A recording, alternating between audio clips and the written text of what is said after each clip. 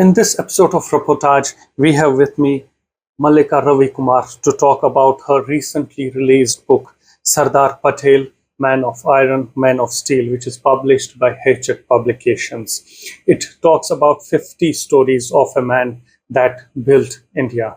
More from the author. Malika, for this Patel book, Sardar Patel, Vallabhbhai Patel book, were there any particular sources that you looked upon to compile this book? Any particular narrative or resources which have been unexplored? Sure. But before I get to that, again, thank you, Danish, for inviting me to your podcast to speak about this book, especially now with Sardar Patel's 150th birth anniversary coming up later this year on 31st October. So thank you so much. Sources for this book, yes, there are plenty of sources. One of the primary sources, of course, is Sardar Patel's correspondence, because there are 10 volumes of his correspondence edited by Durgadas Basu, which are available, where the letters he wrote, the letters written to him, all of that is available. So that is one of the primary sources. A lot of speeches, all the speeches made by Sardar Patel, they have also been chronicled and recorded. Again, another primary source from which you can get a lot of information about him. And biographies about Sardar Patel. Many of them have been written.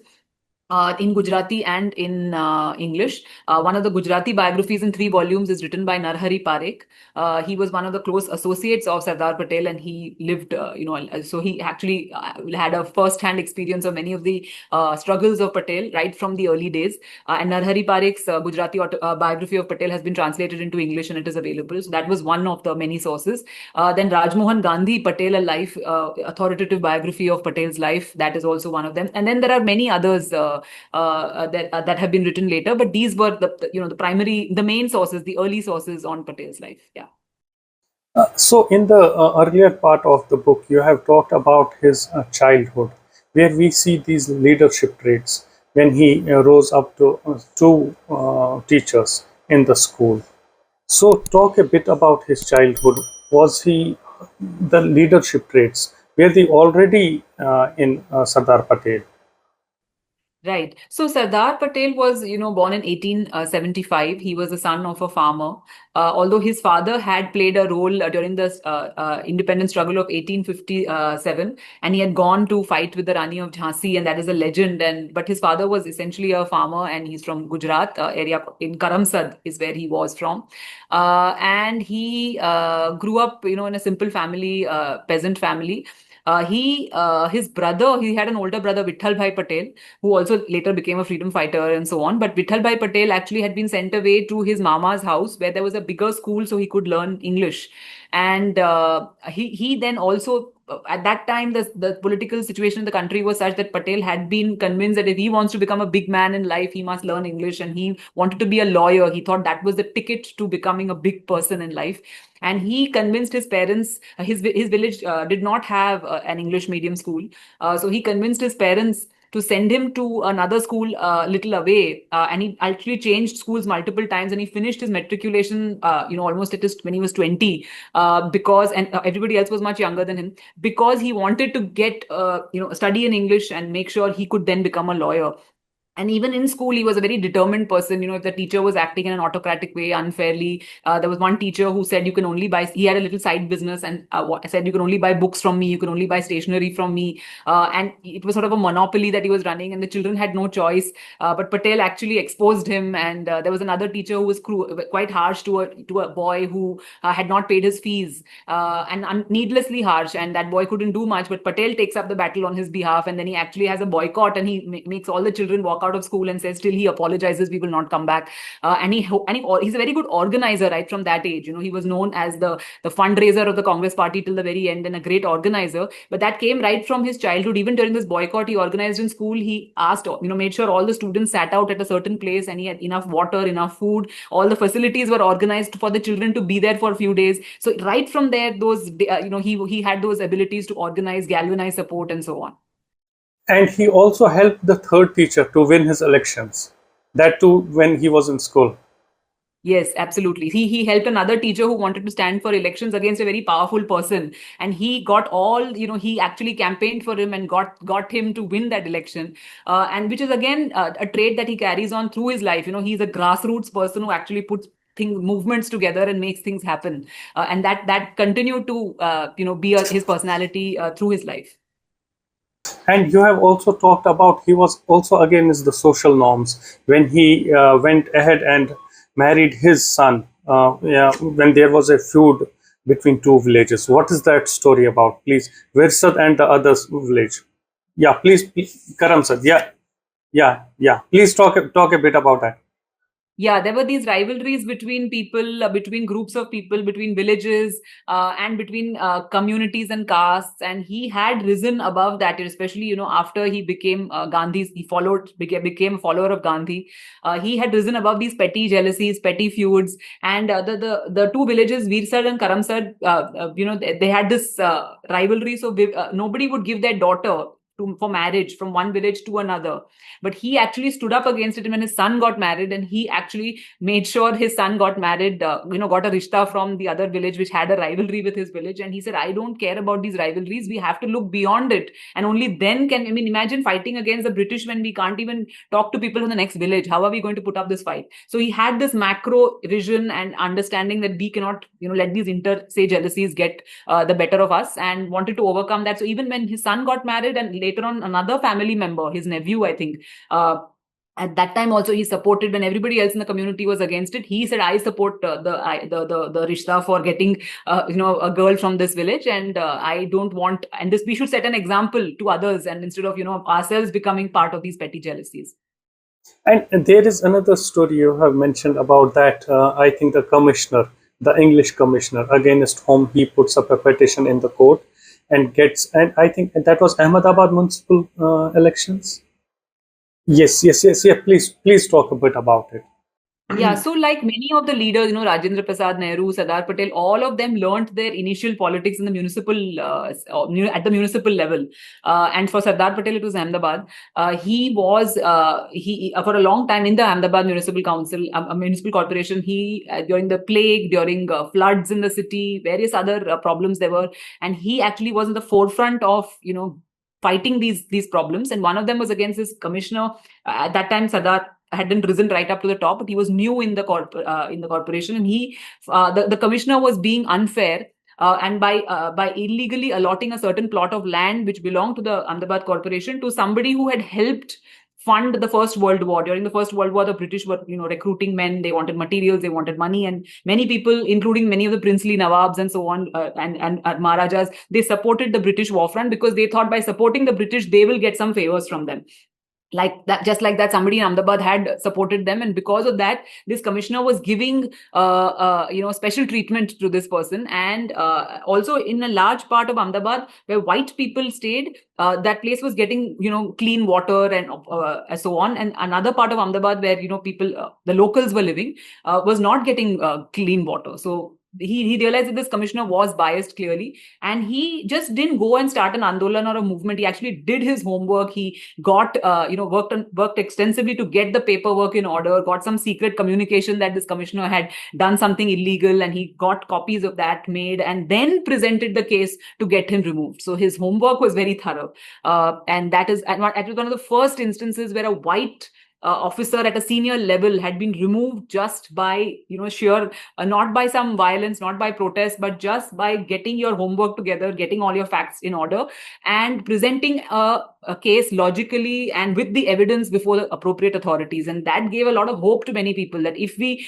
actually organize ourselves well, we can the Indians can throw off the British. And importantly, which many people do not know, initially Patel didn't like Gandhi.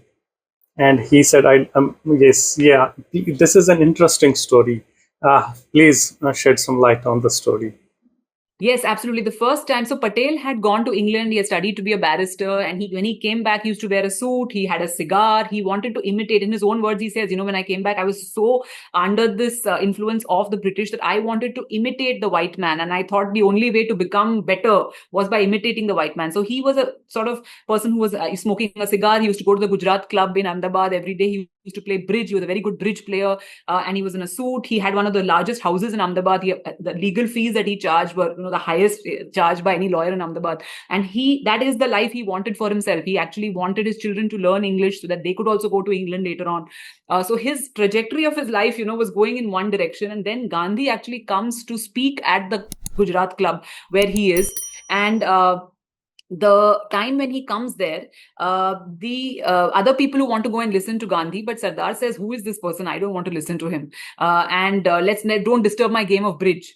He thinks all this, he really just wants to continue playing. And then when Gandhi comes and he speaks of, ahimsa, he speaks of people living in harmony and so on. And he says, what has this got to do with fighting against the British? And these values make no sense to me. So he was very skeptical.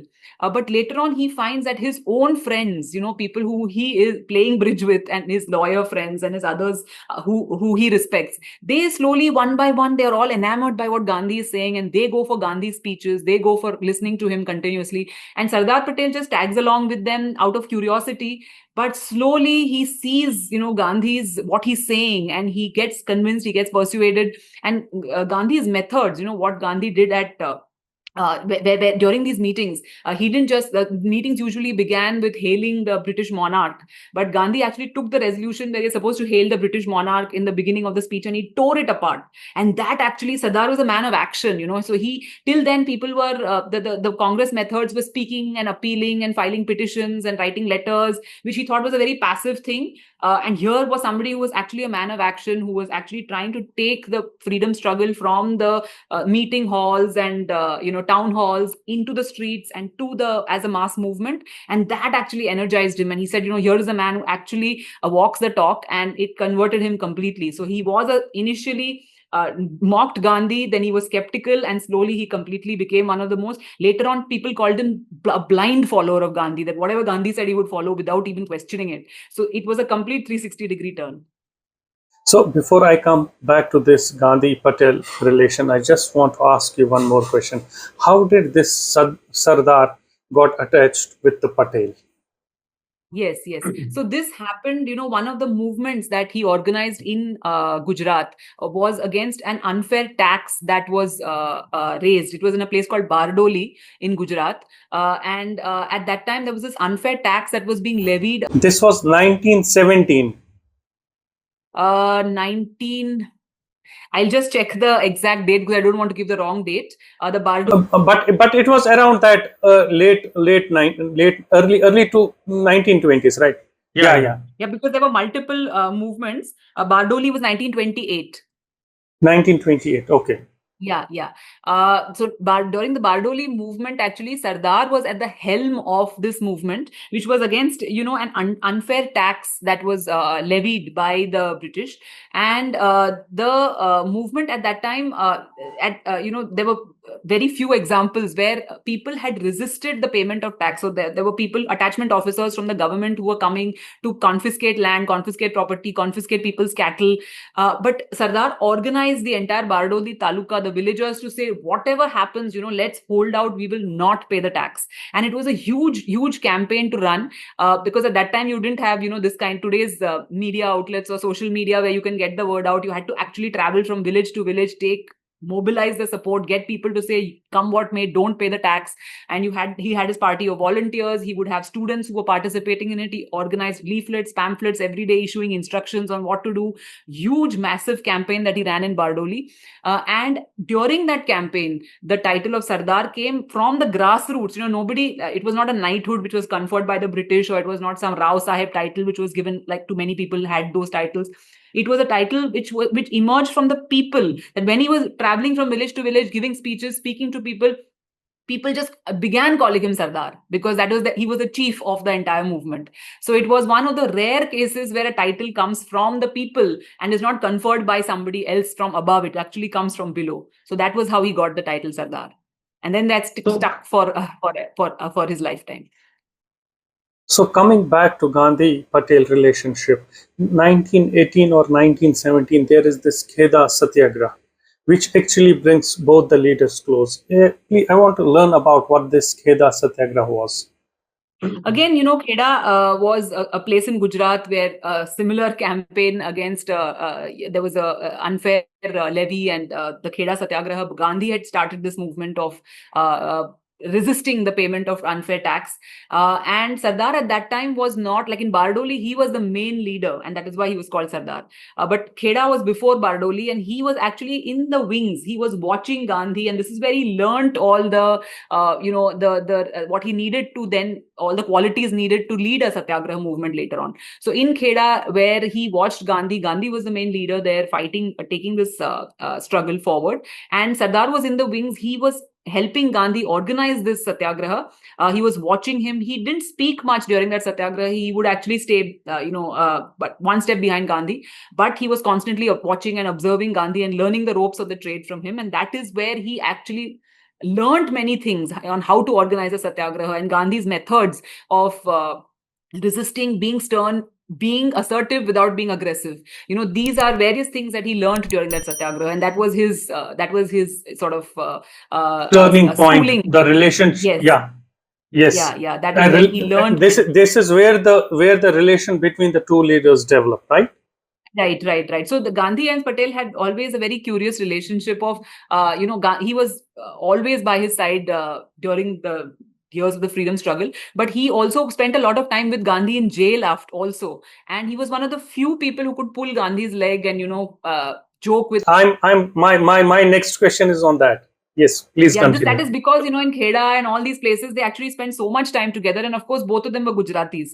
And they would have these Gujarati idioms and jokes that they would crack with each other. So they had a different sort of camaraderie completely. Okay, this chapter 12, and let me quote the title of the chapter 12. It's on the quick on the comeback, harness the power of wit. So talk a bit about how witty Patel was, and actually he was the only person who could have some humor with Gandhi. Yeah, absolutely. So like I said, from the Kheda days, he was with Gandhi. He was with Gandhi in jail also. So he spent a lot of time with Gandhi. And again, this Gujarati connect, which both of them had. So that gave them, a common ground to connect in a way that other people may not have connected with Gandhi. And also he was not much younger than Gandhi. He was only 6 years younger. So he also had, an equal relationship with him. He of course respected him and revered him because Gandhi was the mentor and he was following his footsteps. But because the age gap was not too much, he could joke with him, as an equal. So he definitely had was in a unique position to share that kind of relationship with Gandhi. And he was very, very witty, especially in Gujarati. He would use a lot of idioms and proverbs and jokes and make a lot of wise comments. And he was very quick on his feet. So, for example, Gandhi at one point is trying to spin the charkha with his left hand, which is also mentioned in the book.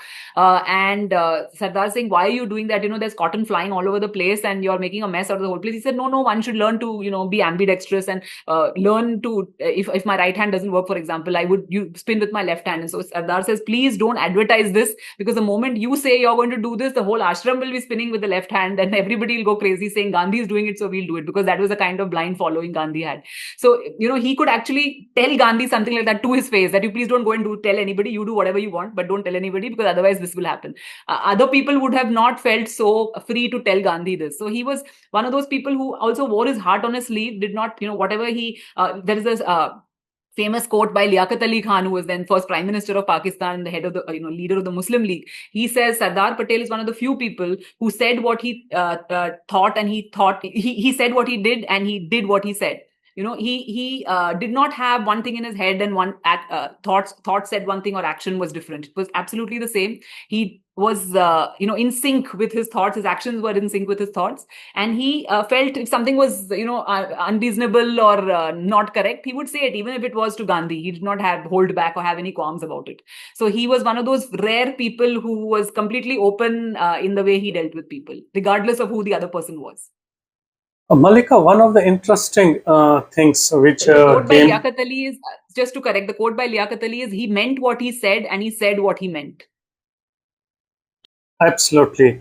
One of the interesting things in the book is these cartoon illustrations. There are many. There are actually few chapters and cartoon. why these cartoons? Is it for the students to make so that they understand it better, or how did this idea come for this book? Yeah, so we when the book was being written, I had actually been discussing with my editor Vatsala Kaul Banerjee, with whom I worked on this book, and so I wanted to, since you ask about the cartoons, let me also mention that this idea that it was Sardar Patel's 150th birth anniversary struck me around December last year. So it was less than a year to go, and then I pitched the idea to Vatsala, who is who's a publisher, and she said, "But there's such little time left. Can we still make it happen?" And because of she was completely on board, and she really wanted to make sure this happened on time, and that's one of the reasons why it got done. So when Vatsala and I were discussing whether how to present this, because it is also for young readers, the idea was to get the story of Sardar Patel to a wider audience, including young readers, and one of the ways books should have illustrations and so on. So what sort of illustrations it should have? And that is when this idea emerged that some chapters can be presented in a comic format, because then it would appeal to a wider cross section. A lot of people like history presented in this format. Many people actually get put off by this narrative chronological style of history with just too many words. So we thought we could break the monotony by adding this kind of presentation. And then we spoke to Mohit Suneja, who is an illustrator who's done the cartoon strips, and he's so talented and did such a good job of presenting those dramatic. So some of the scenes which were dramatic, some of the stories which were dramatic were then selected in order to be represented like that. But even the other stories which are not in comic format, they also have some illustrations to bring these characters to life, because the idea was also to see visuals so that you can recognize and identify who these people are with their faces. So that was one of the things to get it to appeal to a wider cross section of people, especially young people who like reading things in this format. Mallika, before we wind up this interview, my last question: what are the relevant lessons from the Patel's life which are relevant today? What are some of the relevant lessons you would like to share with the viewers? Yeah. So, the book is actually presented as through the relevant lessons. So since you asked, correctly, the idea of every of reading his story is not just about to know about his life, but what we can take away from his life and apply to our own. So every story, for example, it starts off with the title itself, Step Out of Your Comfort Zone, for example, is a story of what Patel did to step out of his comfort zone, and then the takeaway for what one can do, because that is really what we can apply to our life. So biography is not just in terms of understanding Patel's life. That is, of course, one aspect to it, but also how that can help us in our own life. So every chapter is structured in a way that there is a takeaway lesson. And there are 50 such chapters here. So to distill that into one takeaway lesson would be very hard. But, he is the architect, as we say, of modern India, because he put the Indian map as we now know it, one of the key people involved in putting that together. And it was a very, very big challenge. He did it in 2 months, and he was 72 years old with a lot of health ailments.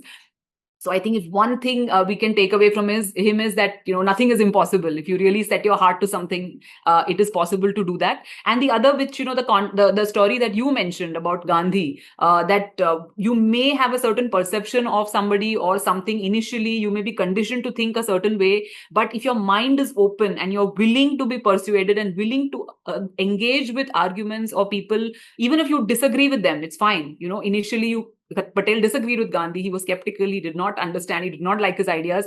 But slowly he allowed himself. He went to the meetings. He listened to him. He just did not have this dogmatic position that nahi, wo galat hai, main sahi hu. He was willing to listen. So, to keep your mind open, and then you see the change that completely took place in his approach and his attitude. So, yeah. So one thing would be, nothing is impossible, and take up impossible challenges and really put your heart to it. It can work. And second is keep your mind open, and miracles can happen. You can completely become a different person. Mallika, I appreciate your time. Pleasure talking to you, and thank you very much for your time. But before you leave, let me take your book once again in my hand so that people can read it, buy it, and understand about the life and political struggle of Sardar Patel. Pleasure talking to you. Thank you. Thank you, Danish. Thank you very much. Please subscribe to our channel Reportage and press the bell icon to remain updated.